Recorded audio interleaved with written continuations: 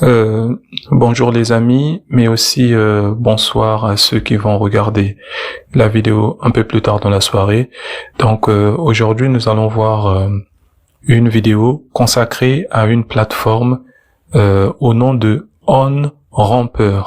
Donc OnRamper, c'est une plateforme qui vous permet de pouvoir acheter de la monnaie numérique, à savoir des crypto-monnaies, sans effectuer de vérification d'identité.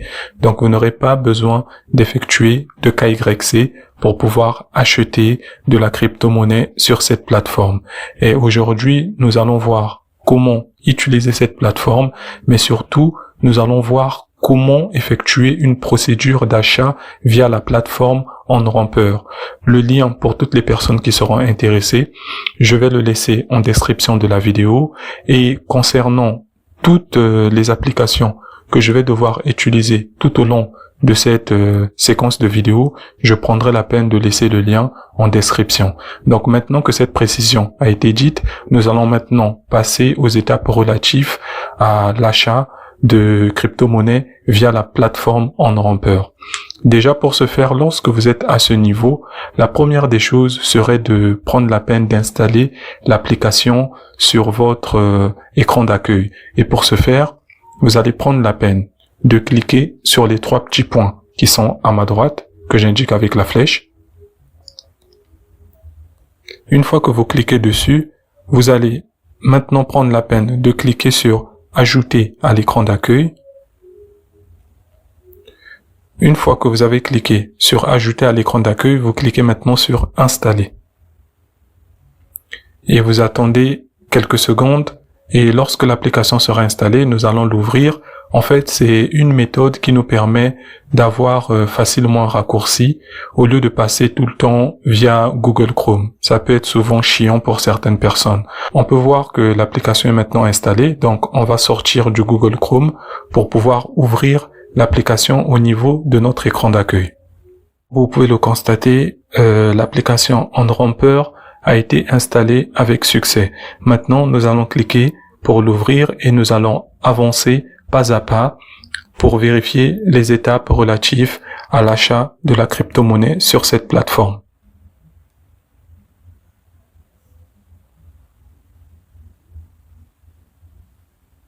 En gros, une fois que vous êtes à ce niveau, vous prenez la peine de cliquer sur l'onglet Menu. Une fois que vous cliquez sur Menu, vous prenez la peine de cliquer sur Acheter des crypto-monnaies.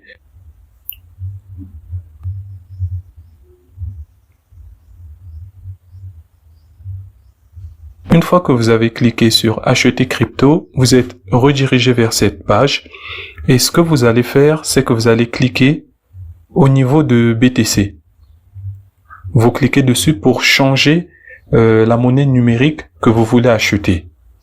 Une fois que vous cliquez sur BTC, dans la barre de recherche, vous allez taper USDT, comme cela. Et une fois que vous l'avez fait, vous allez prendre la peine de coulisser légèrement vers le bas, encore un tout petit peu, et vous allez cliquer sur cette icône-là, là où c'est écrit USDT, et tout juste en bas, on a écrit Tether, et vous allez voir ce symbole-là. Donc faites très attention à ne pas vous tromper de monnaie numérique. Et encore pour plus de précision, vous allez voir tout juste à côté, à la droite de la monnaie que vous allez choisir, on a écrit de Open Network.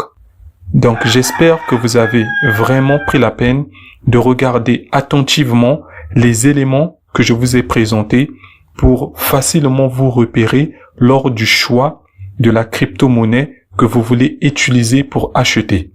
Maintenant que c'est fait, vous allez cliquer sur USDT Tether comme cela.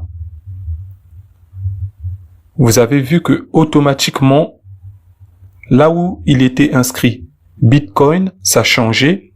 À la place, il y a maintenant USDT. Et vous pouvez voir tout juste en bas le réseau qui est rattaché à la crypto-monnaie USDT. C'est écrit de Open Network. Et vous voyez à nouveau l'icône du réseau qui est un cercle bleu avec un triangle inversé. Donc c'est vraiment des éléments qu'il faudrait prendre avec attention pour ne pas vous tromper de monnaie, surtout de réseau. Maintenant que c'est fait, vous allez prendre la peine d'inscrire le montant que vous voulez déposer. Par défaut, on a écrit 20 000 francs. Moi, par exemple, je voudrais recharger 18 000 francs. Et tout juste en bas, vous avez le récapitulatif de ce que cela vous donne en dollars. Et on peut voir que 18 000 francs nous donne 27,16 $. Je suis d'accord avec ça. Maintenant, ce que je vais faire, c'est que je vais choisir le réseau mobile. Par défaut, ils m'ont proposé MTN. Exemple, si je ne veux pas utiliser MTN et que je veux peut-être utiliser Airtel, pour nous qui sommes en République du Congo, mais pour vous autres qui seraient peut-être dans des zones différentes de la mienne, vous aurez les réseaux mobiles qui sont relatifs au pays dans lequel vous vous trouvez. Donc, si vous êtes en RDC, vous aurez peut-être M-Pesa ou Orange ou Airtel. Si vous êtes au Cameroun, vous aurez Orange Cameroun, vous aurez MTN Cameroun. Si vous êtes au Sénégal, vous aurez Wave, vous aurez Move, etc., etc.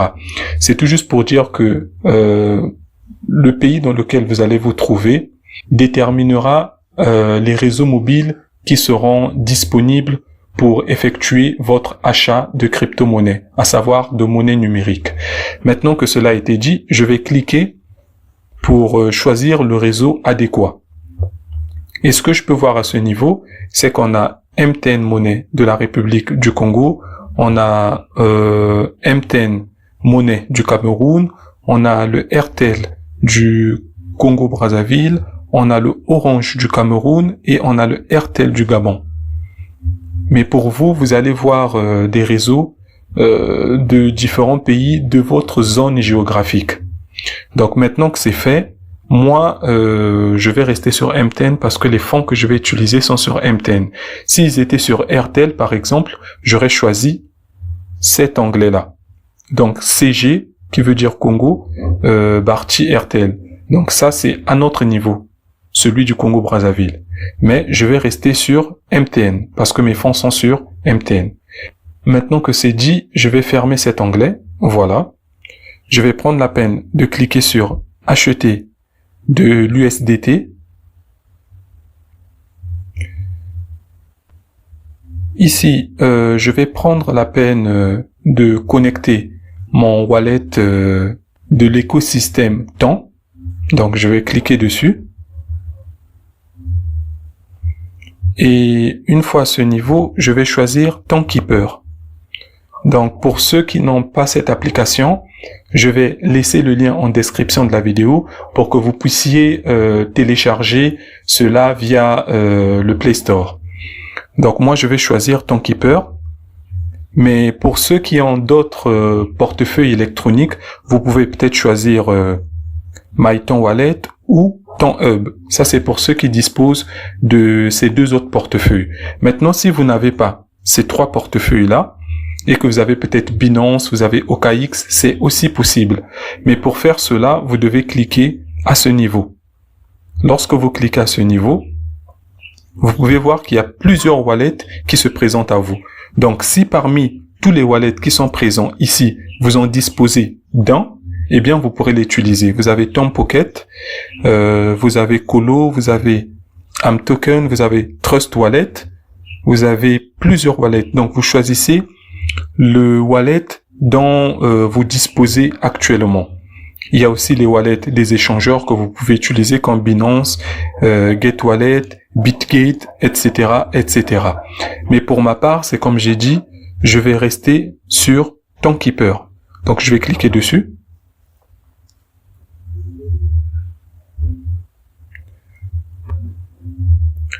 Une fois que c'est fait, je vais connecter mon wallet en cliquant sur Connect Wallet.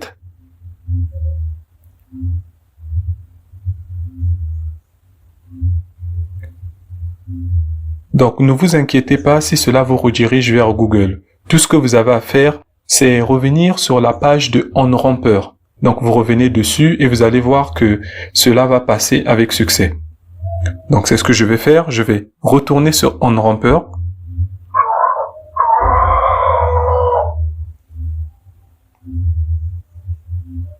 Et vous avez vu que cela a été validé. Donc ce que je fais, je coulisse légèrement vers le bas et je coche cette case qui est vide. Une fois que c'est fait, je prends la peine de cocher sur transfert de fonds. Ici, c'est mon numéro de téléphone. Donc si vous, à ce niveau, le numéro n'apparaît pas automatiquement, vous pourrez inscrire votre numéro de téléphone. N'oubliez pas de mettre l'indicatif au début. Et tout juste en bas ici, vous pourrez choisir le réseau mobile, si c'est MTN ou c'est RTL. Mais vu que moi, je suis sur MTN et que mes fonds s'y trouvent là-bas, donc je vais rester sur MTN. Et tout ce que je fais par la suite, c'est cliquer sur Save.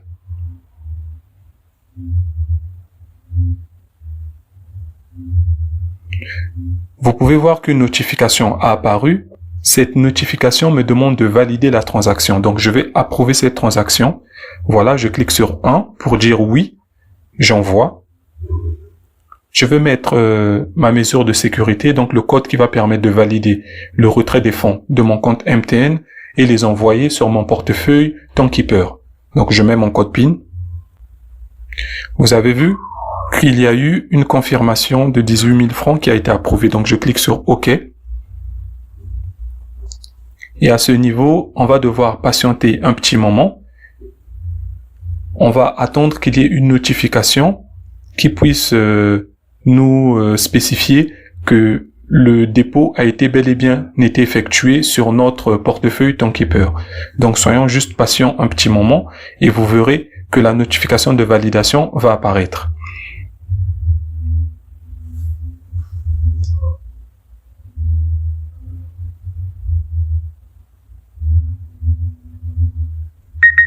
Vous avez vu que la notification a apparu. Donc, on vient de me notifier que les fonds ont bel et bien été retirés. On va encore patienter un petit instant pour avoir une seconde validation. Voilà, ça c'est la seconde validation. Donc, continuons à patienter. On va encore avoir une troisième validation. Et une fois que la troisième validation va apparaître, cela va définitivement confirmer que les fonds ont bel et bien été déposés sur notre portefeuille Timekeeper. Donc, soyons encore patients un petit moment.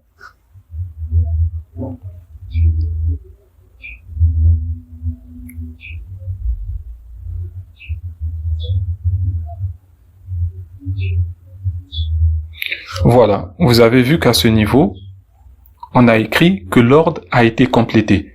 Donc, là, j'ai la confirmation que j'attendais pour maintenant me rendre sur mon Timekeeper et vérifier si les fonds ont bel et bien été transférés avec succès. Donc, on se rend sur mon Timekeeper pour vérifier cela. Une fois sur Timekeeper, tout ce qu'il vous reste à faire, c'est d'actualiser le solde. Donc, vous allez coulisser du haut vers le bas, comme cela, et vous relâchez pour actualiser le solde. Et vous pouvez voir maintenant qu'on est passé de 2 $ et quelques à près de 31 $. Donc, vous avez vu que l'achat a été effectué avec succès.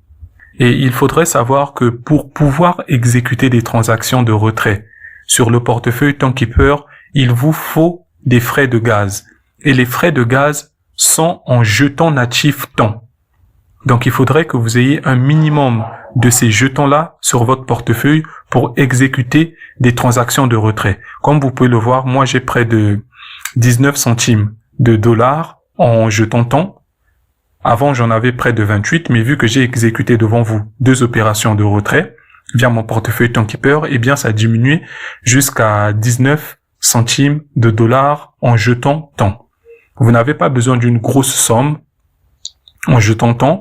Si vous avez près de 50 centimes de dollars en jetons temps ou 1 $ en jetons temps, c'est suffisant pour exécuter pas mal de transactions. Donc c'était important que je vous le dise.